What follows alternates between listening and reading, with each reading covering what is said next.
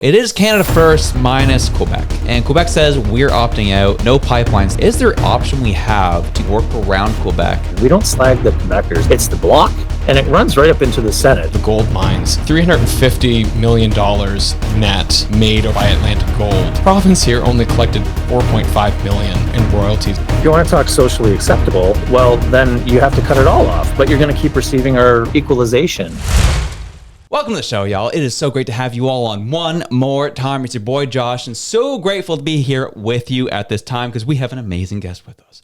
We have a man named Kevin Tucker, who is a seasoned business professional, podcast host, and dedicated father with a deep-rooted passion for connecting people and fostering meaningful discussions. As the host of the Great Northern Discussions, Kevin dives into thought-provoking conversations that highlight key issues, industries, and innovations across Canada.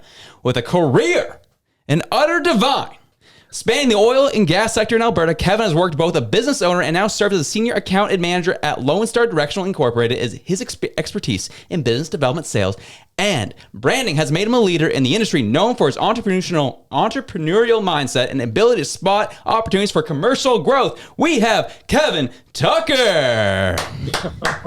Nailed it. Thanks for having me on, guys. No problem. Really appreciate it. No, we are very grateful that you have taken the time to be with us because we're in the midst of some interesting things happening here. Obviously, it's a very focused topic episode. But as we record, we're about to hit tariffs here, which is a little bit weird. And we have Doug Ford, who just said, I'm going to turn off the electricity tomorrow to the United States Eastern Seaboard. So I was like, wow, that's getting a little weird these days. So I'm like, huh. Okay. And with that being the case, we have our premier out here in Nova Scotia, Tim Houston, who wrote a very scathing letter to Yves Blanchet of the Bloc Québécois saying, hey, buddy, get it together. We're putting pipelines through Quebec and get with it because we need to get our oil and natural gas to other parts of the world that is not the United States of America. We don't really care how you feel about it. So we thought we'd bring in someone who is very well versed in the space, how Tim Houston can hopefully get some people on board with him here in Nova Scotia to get this thing going and hopefully start getting pipelines built so that we can start making some money and avoid this from happening anytime in the future. So with that, hit us with your background from your perspective, where you're coming from and kind of where your knowledge base comes from. Mm-hmm.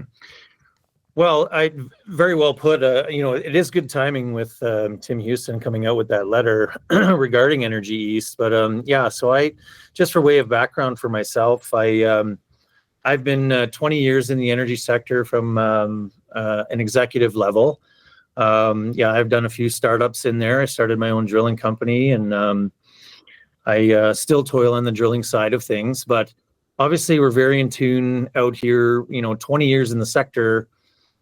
20 years in any sector, you obtain a wealth of knowledge. I by no means declare to be an expert, but certainly I'm surrounded by many experts all the time. And a lot of the dissension that has been growing, it's been in the West for a very long time, as you guys are well aware.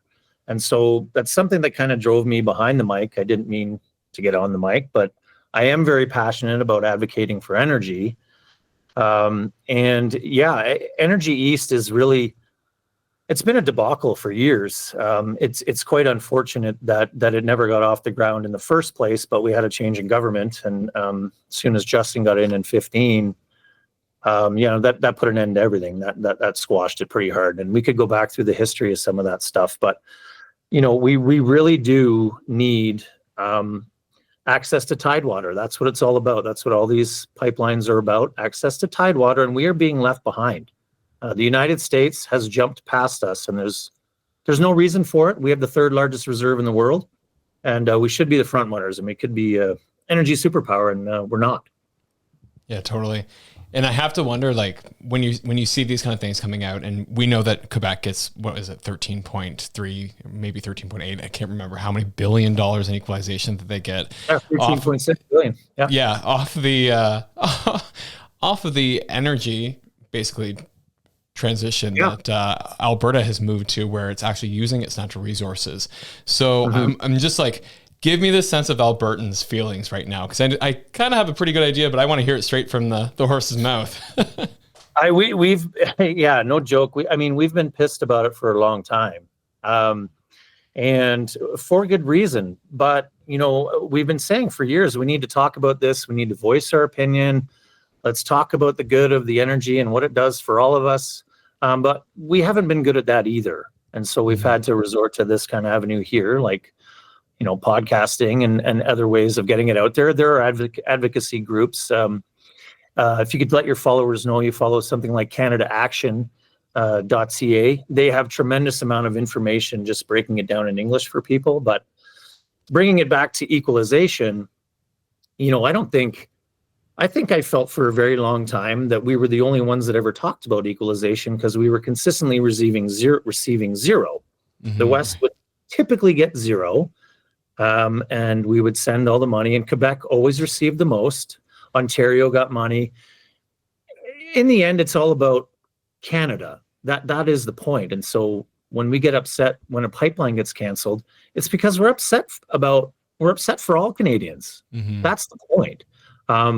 But yeah, we have been fighting this battle for years. I mean, there's a deep-rooted history. Energy East, it goes back quite a ways. That was, they filed for the first application in 2013. So that was, Stephen Harper was in power. He actually in 2012, he tried to make a tweak to the National Energy Board that had been in place since it was established in 1959. It was meant to be independent, quasi-judicial, and expert tribunal to insulate from political influence. That was the whole point of the National Energy Board. Mm-hmm. But of course, when Justin got in, he blew that up.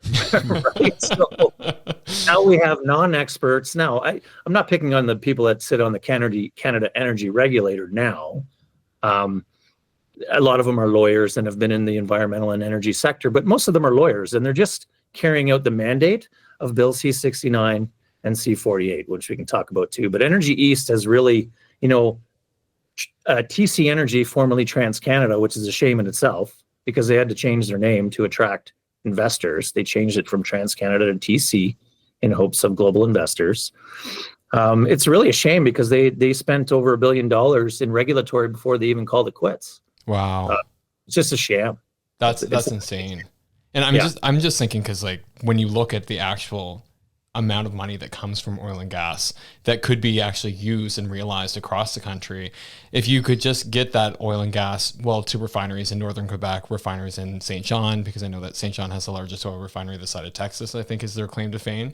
And then I don't know if it would be able to go out of the port in St. John just because of they have a lot of natural harbor issues where the Bay of Fundy is so powerful, it just basically fills their port in with sand and silt and soil. So they have to dredge it all the time. So it would be quite expensive, but you could still, you could still continue that pipeline, I guess, on into Nova Scotia to our port, where we have the largest deep water, non-freezing port in the world, and send it out from us. So you'd realize the potential in Alberta. You'd realize it as it goes through the provinces. You'd realize it as it's refined in New Brunswick, and you realize this as it's shipped out in the port in Nova Scotia. So it's like, it would really be a Trans-Canada partnership, really, when you think about it, where everybody gets a piece of the pie. But it really is too bad because you could have every province generating wealth and tying with the ability to tie in. Like that's the main thing. The ability to tie in and get our own resources rather than having to share from the United States and from Saudi Arabia and Venezuela, wherever Irving brings it in from. And not slagging Irving Oil either. Those are decades old contracts. But if there's any time to talk about Canada first, it's now, right? I mean, we should have been all along, but we're really talking about it now because these tariffs, if anything, it's put it on the map, and we're happy it's being talked about again, finally. But it's just funny that now they care about our resources. Hey, that stuff. Whoa, wait a second. We're going to hamstring you for the last 10 years, but it's ours to be landlocked. Yeah. But see, it's really weird though, because we have, the tariffs that are coming, the 25% on us. However, on April 1st? Again, April Fool's Day, they keep doing that where they're going to up the carbon tax. And so we keep taking a step forward and then 2 steps back, it seems like, with our energy development.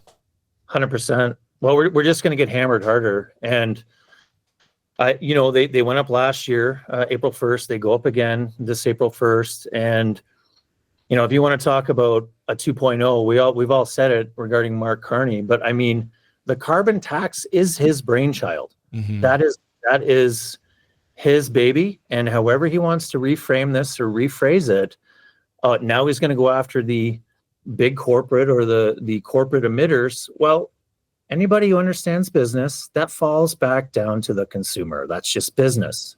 We are going to pay more. Yeah.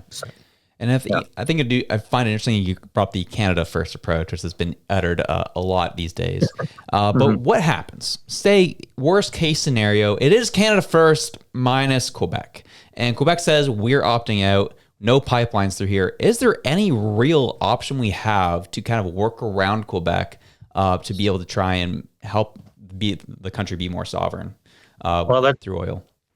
No, that's a good point. I mean, that has been talked about before, and actually, a part of the original Energy East, there was 279 kilometers of pipeline from Markham, Ontario, to I believe the town is called Iroquois, or Borzaville is close to there, which is the canal that runs into Lake Ontario, and that would have allowed a partnership transporting energy goods from Lake Ontario.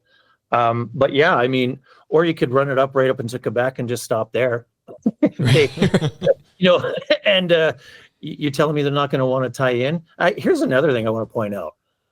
Quebec, they still import. Okay, there are other offshoots of energy products that they still consume that they receive via rail and trucking. They still receive a ton of energy products in, and in fact, it's quite large. So, for them to come out and say it's not socially acceptable while still receiving and going through one of the worst natural disasters ever in the rail car accident, however many years ago that was shipping crude oil. I mean, if you want to talk socially acceptable, well, then you have to cut it all off, but you're going to keep receiving our equalization. It just makes no sense to me. And I don't think it's not the people of Quebec. No. The poll were taken, it was 75%. They don't care. Quebecers don't care. And we don't slag the Quebecers. It's the bloc, and it runs right up into the Senate. And I'll even drop a name here. Oh. Pierre Delphond. We love dropping names and going after people, but Pierre Delphond in there, interestingly, he made one of the amendments to Bill C-234, which John Barlow and I spoke of, which was to help the farmers and to eliminate natural gas from the carbon tax from heating and cooling in barns. And natural greenhouses, sorry. So those two were amended by Pierre Delphond. First time in history that a Senate has amended an already passed bill. Gamesmanship. Right. Well, There's one piece of this that I saw there's room to move, right? We have Blanchette of the Bloc Québécois who's like indignant, we're not moving on this. But you had Legault come out, and he said, if the social acceptability moves and Quebecers become more interested in this, I'm very open to discussing this further and trying to make it happen. So there is an opportunity. I even see who you can even say screw the Bloc Québécois, and because the province is going to have the ultimate say over it, I do find there's room to kind of move and try to divide between those two guys. Well, it's a great point, and I hope you're right. I am surprised that he's saying it. It makes me wonder if there's any truth to it, but they should be talking about it. This is an easy fix. The proposals have already been done. I mean, the cost estimates are obviously going to be significantly higher. They always are, but it does need to get done. And not to mention, Northern Gateway is another one to revisit, like heading to the west. Obviously, you guys on the East Coast, that makes more sense for you guys. But access to both tidewaters should be a no-brainer for all Canadians. Full stop. No-brainer. Right. Totally. Yeah, well, I wonder a little bit about that access to the West Coast, because you just have to go through the Rockies and through BC, which I say which is obviously not an easy task, but just go over the mountain, it's fine. But in reality, though, it is a lot shorter distance than going through multiple provinces and going through the headache of dealing with all those different provincial governments. And it was my understanding that, that the federal government had overspent on a pipeline to take Alberta's oil into BC. Do I not have the right understanding there, I guess? Are you talking Trans Mountain? Yeah. The Trans Mountain. Yeah, exactly. Yeah. So the history there with the Trans Mountain is that was originally Kinder Morgan, right? And I think they applied. No, they were approved in 2013. Yeah. And so, when Trudeau bought that pipeline, because Kinder Morgan had to walk away because costs escalated. The original costing to that was $7.9 billion that they assumed that project would cost. Over the course of 5 years, of course, costs escalated. And so then Trudeau stepped in and bought it. And it's shorter. The Energy East is 4,600 kilometers in total. So it's massive. But Trudeau, they did not need to buy that pipeline. They didn't. The whole point of the pipeline is access to tidewater, right? Yeah. He did not have. There were actually bidders. There's actually a really good one that still has their website up. Project Reconciliation, all 129 First Nations signed on. They were going to be equity owners in that pipeline.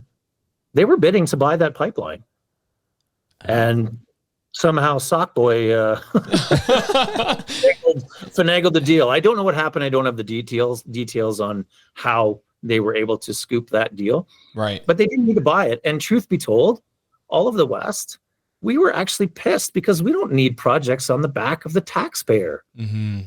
We don't need that. So, the whole point of that was to go out to Burnaby, BC. There's the Westridge Marine there and Chevron Refinery. So now it goes there. The pipeline runs out there, but then he puts in Bill C-68 and C-69, the No Pipelines Bill, and then C-48, which is a moratorium. So why would you buy a pipeline and 1 year later put a moratorium on tankers? Yeah. It makes absolutely no sense. See, that was the part that I was trying to understand, because I was like, I knew the history with Kinder Morgan. I knew that they bought it. I knew that the PBO basically said that there's no way you're ever going to get the money back on this because you guys are idiots. But the part that I don't understand is because my thought was that it went down to the refinery and then from there it would be able to go to shore and be sent out to Asia and to other markets. So that was kind of my understanding. But you're saying it doesn't quite make that last leap? It does. That's the whole point. The point that now you can't ship to Asia because they put a moratorium on tankers. Oh, okay. But we don't have a moratorium on the east side because obviously we've already got existing crude and energy exports coming in. Not to mention the 6,000 boats per day that pass through on the west side, but not a tanker. Yeah. So tell me about that moratorium on tankers, because I don't know about that. Okay. So basically, so when Trudeau got into power, he started talking about the first one they started working on was C-69. Mm-hmm. And all they did was they made it super onerous. They made all the getting projects to the board essentially impossible. Also putting in one section, if you actually read it, it's the worst read in history. You fall asleep. But I have sifted through the entire bill. There's actually an entire section on gender. Not surprisingly, I suppose, with pipelines have a gender now. Are they boys? I'll tell you what he meant. I'll tell you what he meant by gender. He put gender in. C-69 is to go through regulatory process and environmental assessments and impact assessments. Oh, and gender. And what he meant by that was he came out and explained it. Well, if we have a project come into a remote area, we want to know how that's going to affect all these men and tradesmen coming in, how that's going to affect women living in the town.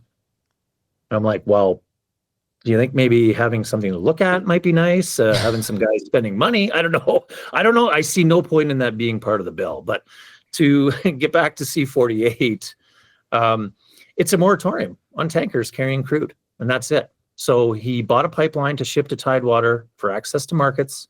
and then shut it down with a moratorium on tankers. So it's good still for Canada in that sense on the west side. It's opened up some business there and down south, but it still blocks us from access to Asian markets. Asia. Yeah. Wow.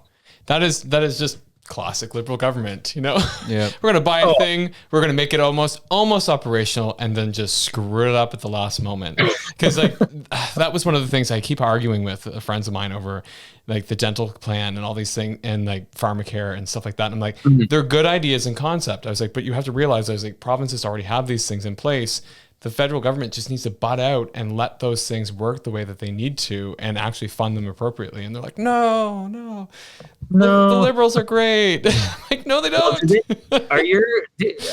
Tell me this. So do you have lots of friends that are, or let's say liberal or left leaning, but are they concerned with like the environment? Is it climate change, or what drives the fear? Oh yeah, well that's an excellent segue, because honestly, that's Nova Scotia in a nutshell. Nova Scotia is more center left, or has traditionally been more left. We do have a conservative government that's been elected in. Now this is twice in a row, and so this time we got a super majority. And but even our conservative governments here have been pretty left, and it hasn't been really until now that they've really kind of started to talk again about natural resource development, minerals, getting back to actually accessing the things that we have in this province. And a lot of it's because of this environmental fear. We've had a couple of projects in our province, like Montague Gold Mines, Boat Harbor, where that was from the pulp and paper mill, where they just dumped it next to the native reserve. And then also like the Sydney tar ponds. Like there's a couple really notable examples where the environment has just kind of been just abused. And I think that people recognize that, and it lives very much within their living memory. And so people are very, very worried environmentally. They're worried about it. Well, I have to say, first of all, I love the Maritimes. I love Nova Scotians, and I'm part Newfie, obviously being a Tucker. My dad was born in Bell Island. I went to Acadia University. I mentioned that to you before. I wanted to settle out there. So, but to settle, to put the Maritimers' mind at ease, if we're judging, or if we're saying climate change is due to emissions, and if we're judged on that, Canada accounts for 1.5% of all global emissions. If that's the standard, the highest and number one being China at over 30%. So think about that, 1% or 1.5. So we are not the problem. And I have had a couple of arguments from people on the other side going, well, but per capita and the people, and, you know, if you condense into the area and they make all these, you know, things up, like, yeah, but, you know, per capita, we're actually higher. The number is the number. If that's what we're going by, and you can look on the Global Carbon Atlas, which is their Bible, interestingly funded by BNP Paribas, which is connected to Mark Carney. That's the that is the part of the Net Zero Alliance. Okay, everybody's pulled out of that stuff, but 1.5%. We are not the problem. Like, citizens should not be paying a tax for emissions. It's right there. It's if that's their standard, measuring our emissions, then we're good. We have been. I compared even Harper's years, our emissions on the Global Carbon Atlas, to Trudeau's years. It has hardly moved a blip. We've stayed exactly the same near the bottom among all countries. So Nova Scotians have nothing to fear, and Pierre's not the boogeyman. He's gonna pro resources. Any country with the highest resources are resource rich, are the wealthiest nations on earth, and be one of those. I think, but what I'm thinking is that it's kind of more of a local fear. And I know that people are very concerned about like the carbon emissions and the environment, but I think that even Nova Scotians can kind of get past that. I think for them, it's like they're worried about. I think we had, what was it, 320 gold mines in Nova Scotia, and it's taken $48 million of government money just to clean up 2 of them because they were left in such a mess. Is that right? And so I think that's what the fear is. I think that's what Nova Scotians are seeing. So I'm wondering, in Alberta, how does it work? How does the people there like make sure that the companies are managing their projects in such a way that it's just not, a scorched earth policy where it's just destroying the environment and leaving things completely unusable, and then the Albertan government has to come in and clean it up? Because that's not a story that I'm hearing. I could be wrong, but I'm just kind of wondering, like, what is it like there, and what are the lessons that we can import into Nova Scotia? Well, no, actually, great question, because we had to learn. There were a lot of learnings on the way. I'm sure you're familiar with the orphan well cleanup or the abandonments, right? But I'll talk about that in 1 second. But just to talk about how and this is why a lot of the people in the energy sector get pissed, because we understand how stringent the regulatory is on any site, and we call them a lease. Any site that you go on to, have you ever had your tailpipe drip a bit of gas from your car in your driveway, or a bit of oil? Yeah. Okay, well, on a site that does that, on a gravel site, that's actually an incident. That's reported. Oh. That's written down. It's called a JSA, a job safety analysis. They write that stuff down. Everything is reported. And so sometimes it's difficult to work in those conditions, but we already know how stringent we are in terms of those environmental protection policies. Another thing to add to that, on the just I was going to mention, like, the orphan wells. When Trudeau granted, I think it was just over $1 billion for Alberta to clean up the orphan wells. Like, that was a problem, right? What happens is these guys drill wells, and you call it either a duster, like they don't produce, or they leave something down the hole, or the company runs out of money, and then they just fold up shop and leave, and it's not abandoned properly. Okay, so those were a problem. But then the industry got together through the Alberta Energy Regulator, and they started cleaning those up, and we set aside a budget to clean those up on our own. Then Trudeau comes in and gives us $1 billion, again, trying to look like a hero. We actually didn't need that money, and we didn't want the money to clean up those wells, because it was already on target to continue our cleanup. So to get back to your question, what's the mood? Everybody out here thinks about safety and environmental protection, despite the fact that we're looked at as the dirty, anti-earth redneck. We're not very, very mindful of the earth and the environment. So, yeah. Yeah. What do you think are the lessons that we could learn from that? I know that you said that you have the industry came together to make sure that those orphan wells are cleaned up. Is there something that comes out of, like, the royalties that pays for that? Like, how's that structured? Because I know that when I'm looking at, I gave the example of the gold mines.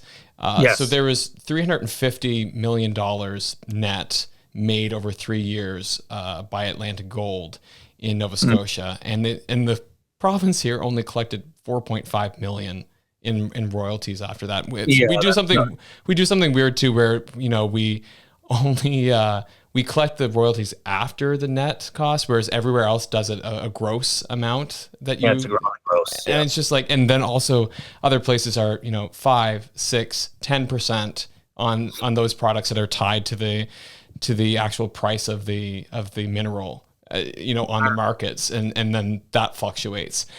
And so I'm looking at this going, why in the heck are we only charging like 1%, less than 1% in some cases on our minerals, and also still being stuck with the cleanup, but then also struggling to attract investment in these kind of resources. It's definitely you've got to, that would come, part of that would come from up top. I think you'd have to adjust that royalty structure. It's much higher in Alberta. I don't know what the percentage is at the moment, but I can also tell you, in addition to the royalties, any new company that buys in either mineral or surface rights to drill, they have to pay upfront the contingency for the back end cleanup if they make it or they don't, whether they produce or not. They have to pay, I want to say it's upwards of $350,000 per well that they have to pay. And so if it's got to pay off or it doesn't, and if it doesn't pay off, you're still cleaning it up. Right. So that's one example. where you capture it up front. And that's what Danielle Smith is trying to relay on the renewable side, because they're trying to push all the green projects. But we know that solar and wind at the end of life cycle, they're not 100% recyclable. In fact, 90% of solar goes to waste, and a lot of the wind turbines they sit in scrap yards because they haven't figured out the extraction process yet. So she put a pause on renewable projects until they have a plan for the back end. And that's based on learnings from the energy sector. Yeah, for sure. And I guess I think there's some great intel, and really appreciate you kind of going in depth for us, because it's especially from people who are living in Nova Scotia, a lot of this conversation is foreign to us in a lot of ways, because it's not been the norm from our politicians here. But I did have, just as we wrap up here, I have one last question for you. Is if you yourself were advising policymakers on Canada's energy future, what would be the one piece of advice that you'd give them? If I was advising on energy, yeah. Oh man, you have to. If we have the resources, you have to get after it. You've got to unleash. You've got to put policy in place so that it's good for the province, so that everybody gets rewarded. That your EPPs, your environmental protection plans, are in place. But just know that it benefits all of Canada, and it is a trickle down when you have these big energy projects or mining or potash, whatever it is. It benefits the entire area, because then you have people sponsoring, you have people spending money, and they spend on retail, and it's just people wheel around here. They know when things are good, and you see lots of decent vehicles rolling around, or big trucks, like new ones. They're like, okay, drilling's good. Like everybody, sectors are happy. They're like, okay, that's good. Things are good. That means it's going to be good for me. Right. So we should celebrate it together. In short, I think. Totally.